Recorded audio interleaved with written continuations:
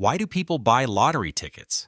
The people who can least afford lottery tickets buy the most of them. Everyone thinks they know why. Everyone's wrong. Americans will spend around $125 billion on lottery tickets this year.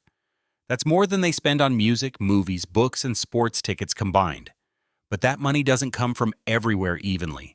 Roughly 40 million households play habitually, and those households account for about 80% of all of it.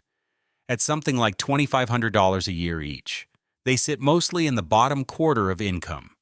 Meanwhile, the households earning over $75,000 a year spend about $105, 4 times less. The Economist looked at ticket sales across 24 states and found the pattern holds almost mechanically. For every 10% drop in median income, lottery spending rose 4%. So the less money people have, the more of it they hand to the lottery. The easy answer is that they're bad at math.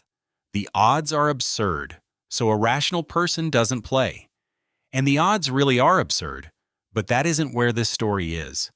Look at what a state lottery actually pays back. The rate can run as high as 60%, which means as little as 40 cents on the dollar comes back out as prizes. A slot machine returns over 90. State lotteries are one of the worst bets legally available in America, and the people playing them know it. So if it isn't ignorance, what is it? Here's the number that explains it. Ask Americans earning under $25,000 a year what their most practical path is to several $100,000. And 38% say the lottery, not a long shot, not a fantasy, the most practical option they've got. Sit with that, because it isn't a statement about probability. It's a statement about everything else on the table. So put yourself there. You pick up an extra shift. You cut everything that can be cut.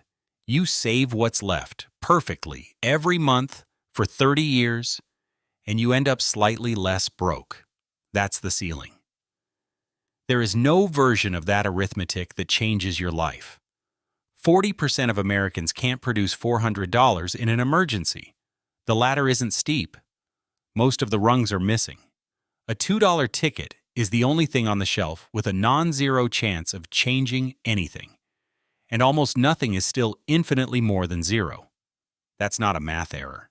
That's a correct read of a situation with no way up it. Researchers have a name for what people are buying.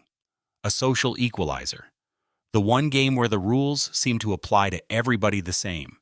So nobody's buying a bad bet on money. They're buying hope at the only price hope is sold for.